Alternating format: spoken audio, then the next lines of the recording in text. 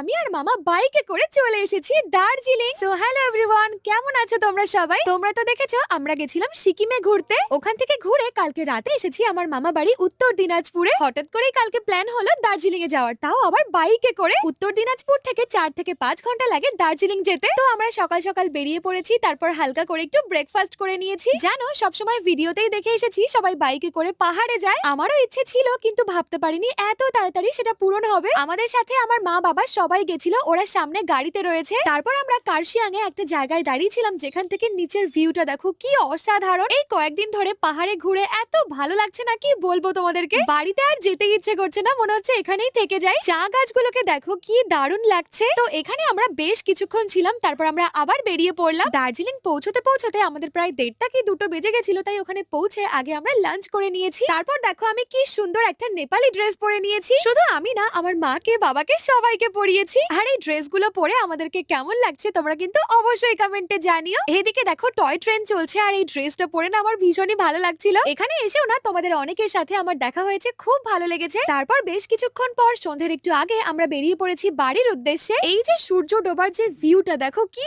সুন্দর। পাহাড় থেকে ফেরার সময় আমরা দারুণ টেস্টি মোমো খেয়েছিলাম। আজকের দিনটা সত্যি ভীষণ ভালো কেটেছে। আবার আমরা নেক্সট টাইম বাইকে করে পাহাড়ে আসবো। তো আজকে এই পর্যন্তই, দেখা হচ্ছে পরবর্তী